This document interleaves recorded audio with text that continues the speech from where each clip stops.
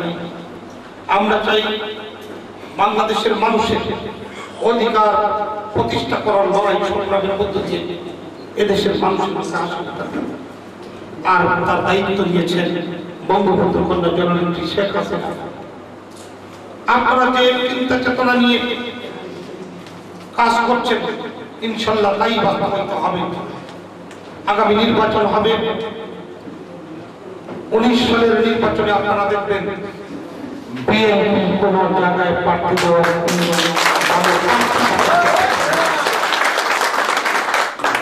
আমি বাস্তববাদী, আমি সত্যকে ভালোবাসি, আমি কঠিনকে অনেক বেশি কাছে যেতে চাই। আমি নিজেই দেখেছি, আমি যে নির্বাচনী এলাকায় নির্বাচন করেছি স্বাধীনতার পর, ওই নির্বাচনী এলাকায় নৌকা কখনো তৃতীয় স্থান অধিকার করতে পারে না। কিন্তু আমি যখন নমিনেশন নিয়ে গিয়েছি আমি ডাবল ভোটে জয়লাভ করেছিলাম। তাকে পরাজিত করে দ্বিতীয় নির্বাচনের প্রস্তুতি নিয়েছিলাম। সেই নির্বাচনের কি কথা আজ নাই বললাম, আপনারা সবাই জানেন। চেয়ারম্যান হয়েছে, মেয়র নির্বাচন হয়েছে, আমাদের জেলা পরিষদ নির্বাচন হয়েছে, সবগুলিতে আমরা জয়লাভ করেছি। আমি আপনাদের কথা দিয়ে দিতে পারি ভবিষ্যতের নির্বাচন নারায়ণগঞ্জের 5টি আসনের 5টি আসন ডাবল ভোটে জয়লাভ করবে। আপনারা যত কথাই শুনেন, খালেদা জিয়া যত চিন্তাই করুন, ফখরুল ইসলামরা যত বড় কথাই বলুন, রিজভিরা ডাক্তার আনারে থেকে যত ঢোল বাজান, নৌকার জয় সুনিশ্চিতই হবে।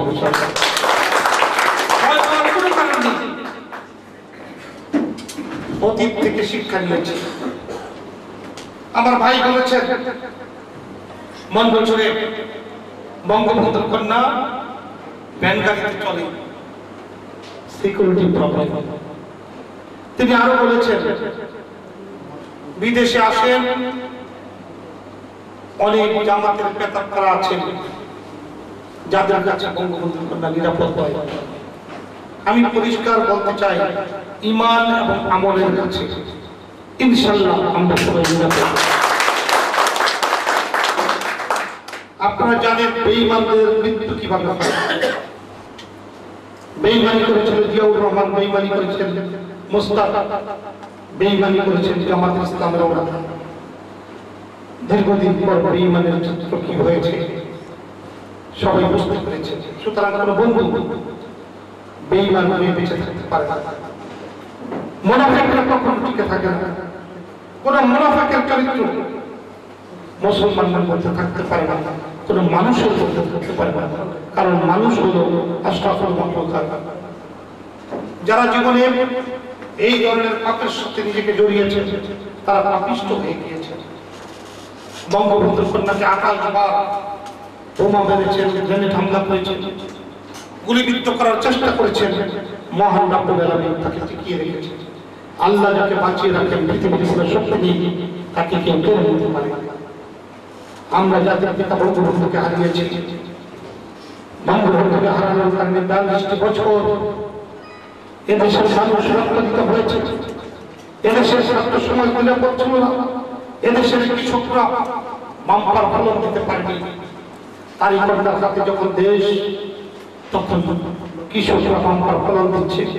ছাত্ররা অস্ত্রের জয়গান থামিয়ে দিয়ে শিক্ষা প্রতিষ্ঠানগুলোতে শিক্ষাকে নিয়ে এগিয়ে যাচ্ছে। আজকে বাংলাদেশের প্রত্যেকটি বিষয়বস্তুকে নিয়ে গবেষণা করছে। আমি বিশ্বাস করি আমরা খুব অল্প সময়ের মধ্যে মাথা উঁচু করে দাঁড়াতে পারব। আজ আপনাদের কাছে একটি কথা আমি প্রকাশ্য বলে যেতে চাই, বাংলাদেশ আওয়ামী লীগকে পরাজিত করতে পারে এমন শক্তি আর বাংলাদেশে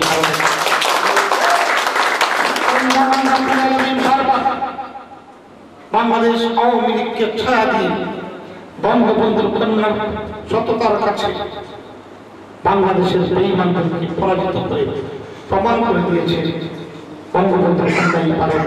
নিরাপদ বাংলাদেশ উপহার দিতে এই 17 কোটি মানুষের কাজ।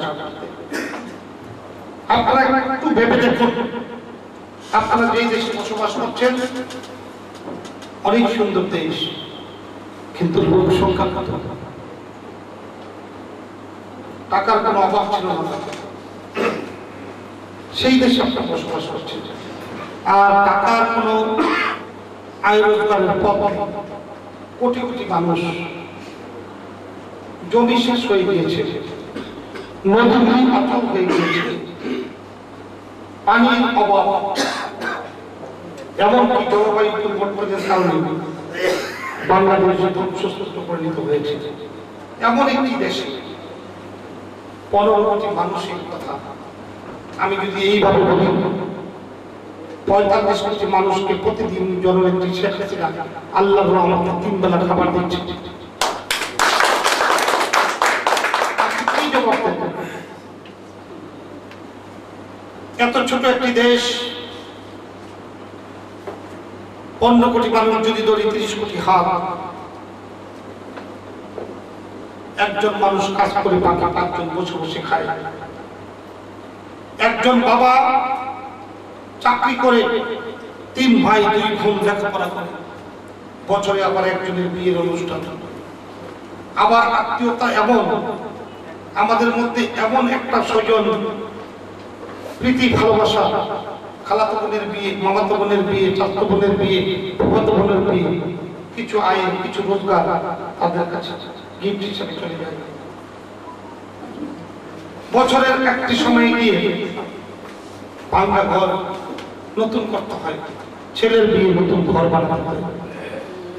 আপনি যদি ভাবেন তাহলে ভেবে দেখুন কেমন একজন অভিভাবক আমাদের, কত বড় লক্ষ্মী জননেত্রী শেখ হাসিনা আল্লাহ তার কাছে সন্তুষ্ট হয়ে প্রতিদিন 45 কোটি মানুষকে খাবার দিচ্ছে। 3 বেলায় 15 45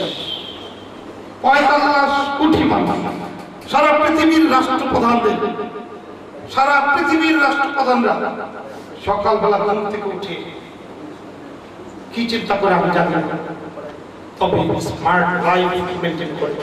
আর প্রতিদিন সকালবেলা তাহাজ্জুদ করে বঙ্গবন্ধুর কন্যা আল্লাহর কাছে হাত তুলে বলতে হয়, আল্লাহ তুমি আমার 45 কোটি মানুষকে খাবারের ব্যবস্থা করতে।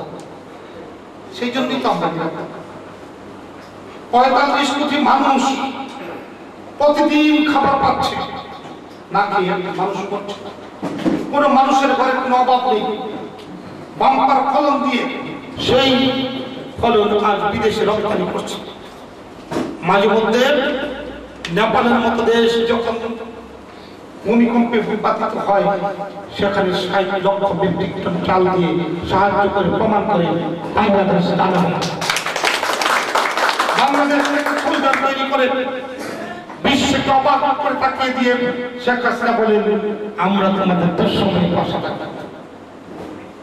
বিদেশে খাদ্য রপ্তানির সাথে সাথে আরো 40টি আইটেম, বিশেষ করে পোশাক ক্ষেত্রে যে বিপ্লব পৃথিবীর ইতিহাসে 2য় স্থান অধিকার করে প্রমাণ করেছে, রপ্তানি খাতে আমরা এই পৃথিবীকে বাঁচিয়ে রেখেছি এই পোশাক পরিচ্ছদ। তাহলে আমরা কোথায়, আমরা কোন জায়গায় আছি? একবার ভেবে দেখুন আমরা কেমন বাংলাদেশ, আমরা কোন বাংলাদেশে আছি। সুতরাং আমরা কারো কাছে মাথা করব, মাথা নোয়াবার কোনো সুযোগ এখন আর নেই। আল্লাহ আমাদের সহায় আছে। নদীর একবার ভাঙে আরেকবার পড়ে, এই তো নদীর খেলা। সারা পৃথিবী ভেঙে যাবে, বাংলাদেশ জেগে উঠবে, সেই জায়গায় চলে এসেছে। আমি একটু সান্ত্বনা দিতে আসি, আমি আপনাদের ভালোবাসার জন্য এসেছি। আমার ভাইয়েরা যেভাবে আমাকে ভালোবাসেন, আমার একটু জানা ছিল। আমাদের মায়া, আমাদের চিটগাঁওয়ের ছাত্র নেতারা, সাবেক নেতারা, আমাদের যুবপি, আমাদের সাইফুল ভাই, জাহাঙ্গীর ভাই দেশের থেকে দুবাই থেকে এখানে চলে এসেছে, শুনেছেন আমি এখানে এসেছি। আমি শুধু এইটুকু বলতে পারি, আমি হৃদয় দিয়ে দলকে ভালোবেসেছি, রক্ত দিয়ে প্রমাণ করেছি আমি শেখ হাসিনা ছেড়ে যাব না।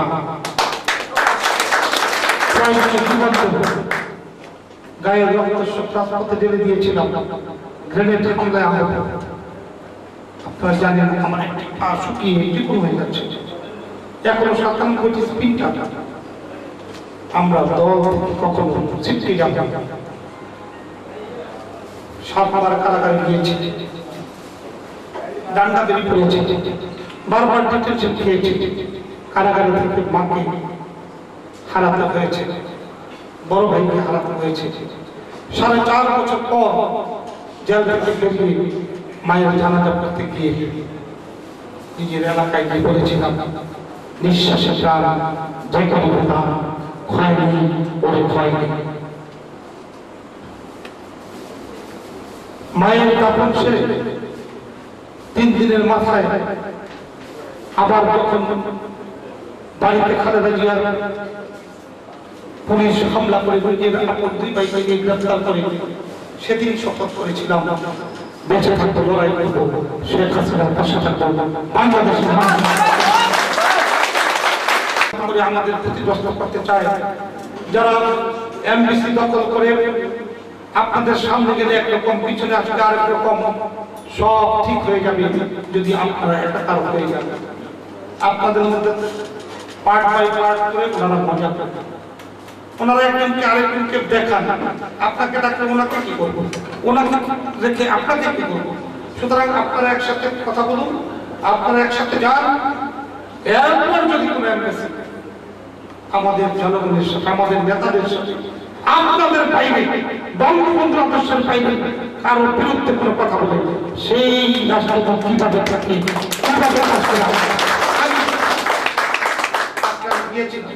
অনেক কথা বলে এসেছি, অনেক কথাই বলে এসেছি, কিন্তু আমি বুঝি আমি আপনাদেরই ভাই, আমি আপনাদেরই সন্তান। আমারও আপনার মতো ভাই হয়েছে, আমারও আপনার মতো মা বাবা ছিল। আজ নেই, এই দল করতে গিয়ে অনেক হারিয়েছি, কিন্তু সব ভুলে গিয়েছি। যেমন শেখ হাসিনা বাংলাদেশের প্রধানমন্ত্রী তৃতীয়বারের মতো, দ্বিতীয়বারের মতো প্রথম হয়েছে। আমি সুভাগ্যবান, আমি ছাত্রলীগের ইউনিভার্সিটির সাধারণ সম্পাদক ছিলাম, আমি বাংলাদেশ ছাত্রলীগ ঢাকা মহানগরের প্রেসিডেন্ট ছিলাম, আমি আন্তর্জাতিক বিশেষ সম্পাদক ছিলাম, আমি বাংলাদেশ ছাত্রলীগের সাধারণ সম্পাদক হয়েছিলাম। অনেক দিন ছাত্রলীগের মিছিলের বন্ধু ছিলাম, ছাত্রলীগের সাহসী বাইরের কাছ থেকে সাহস হাওলা নিয়ে নিজেকে স্পর্শ করার চেষ্টা করেছিলাম। আমার খুবই সামান্য একটি অবদান ছিল, কিন্তু সারা বাংলাদেশের ছাত্র ভাইদের যে কি অসামান্য অবদান, এটা আপনাদের সঙ্গে তুলে ধরার সময় সুযোগ হয়তো কোনোদিনই আসবে না। সুন্দরবন, বান্দরবন, পল্টন থেকে লন্ডন পর্যন্ত জেগে চলছে ছাত্র সমাজ, ওরা আমাদেরই সন্তান, ওরা বঙ্গবন্ধুর কন্যার সাথেই আছে, সাথেই থাকবে। আপনারা তারা যারা মুজিবের রক্তের উত্তরাধিকার না হলেও আদর্শের উত্তরাধিকার। আমি বলেছিলাম একদিন, বেগম খালেদা জিয়া জেনে রাখো, বাংলাদেশ ছাত্রলীগ রক্তবীজের সন্তান। যেখানে একজন ছাত্র হত্যা হবে, একজন ছাত্রলীগের কর্মীর রক্ত থেকে লক্ষ লক্ষ ছাত্রলীগের কর্মীর জন্ম হবে। সেই কারণে বঙ্গবন্ধু শেখ মুজিবের সেই স্লোগান বাস্তবায়ন হয়েছে। আমরা বলেছিলাম এক মুজিব লোকান্তরে লক্ষ মুজিব করে। আজ বাংলাদেশের প্রতিটি ঘরে ঘরে মুজিব সৃষ্টি হয়েছে। একদিন ভেবেছিল যারা শেখ মুজিবকে হত্যা করার পর এই বাংলাদেশে আর জয় বাংলা বলার কেউ থাকবে না। আজ ভেবে দেখুন, আজকে যারা ভেবেছিলেন তাদেরকে ভাবার কেউ নেই। সুতরাং আমরাই জয়লাভ করব, কিন্তু আমাদের জয়লাভের সাথে সাথে জনগণের আত্মতৃপ্তি থাকতে হবে, জনগণকে ভালোবাসতে হবে। আমরা অনেকেই নেতৃত্বে আসার পর অনেক কিছু ভুলে যাই, আমরা অনেকেই নিজেকে নিয়ে ব্যস্ত হয়ে যাই। এখানে আমার ভাই কবিরউদ্দিন সাহেব আমাদের বড় নেতা, যার ভাই 5 বারে এখন জাতীয় সংসদের শাহাবুদ্দিন সাহেব অনেক ভালো মানুষ। ওনারা যদি একবার ভাবতেন আমার ভাই প্রতিবন্ধী পদমর্যাদা আমি এদেশে ঠিক লাভ, আমি অনেক কিছু করতে পারব,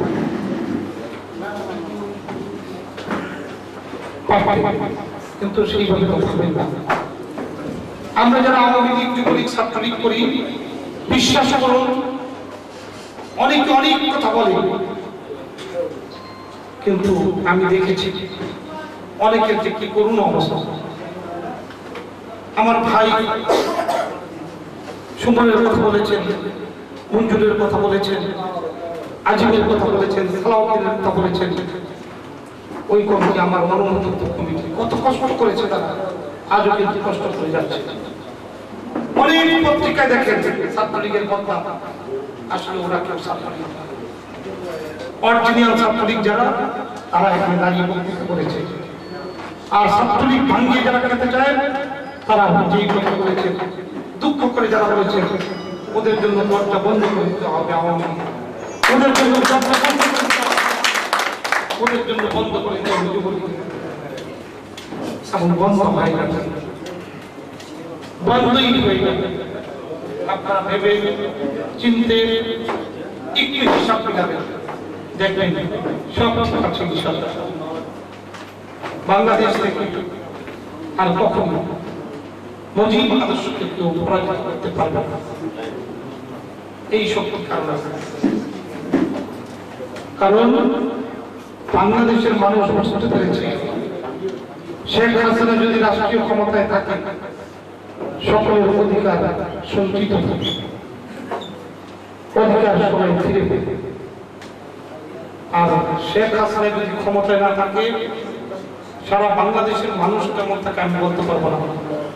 আওয়ামী লীগের নেতা কর্মীদের বোমা হারাম হয়ে যায়, আওয়ামী লীগের নেতা কর্মীরা বাড়ি ছাড়া হয়ে যায়, আওয়ামী লীগ, ছাত্রলীগ, যুবলীগের ওরা বাড়িতে ঘুমাতে পারে না।